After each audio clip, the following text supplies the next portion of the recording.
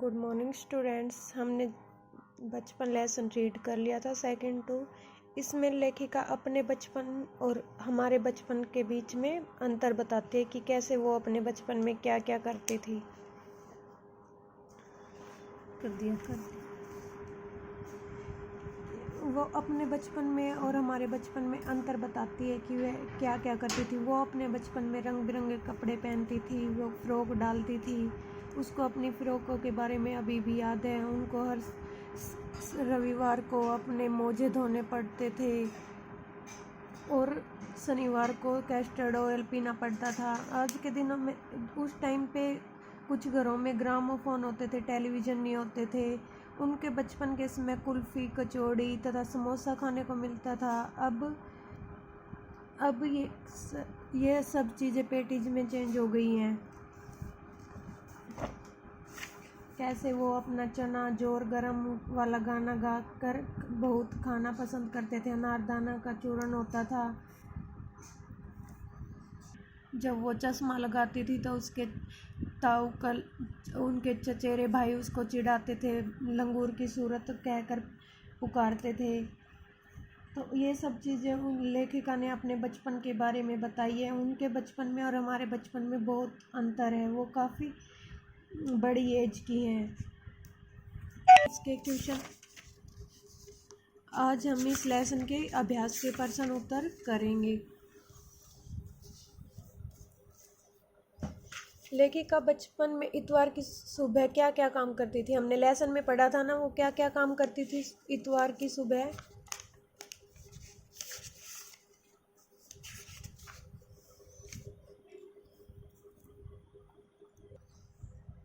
उन्हें अपने मोजे खुद धोने पड़ते थे। हम बच्चे इतवार की सुबह इसी में लगाते थे। मोजे धो लेने के बाद अपने अपने जूते पॉलिश करके चमकाते थे। जूते कपड़े तथा ब्रश से रगड़ के पॉलिश की चमक उभरने लगती थी। तो क्या क्या काम करते थे? मोजे धोती थी और जूते पॉलिश करती थी। ब्रश से रगड़ के पॉलिश चमक उभरने लगती थी।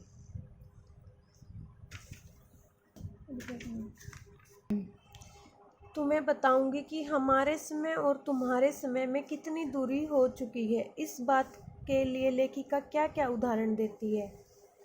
लेखिका बताती है कि उन दिनों कुछ घरों में ग्रामोफोन थे, रेडियो तथा टेलीविज़न नहीं थे।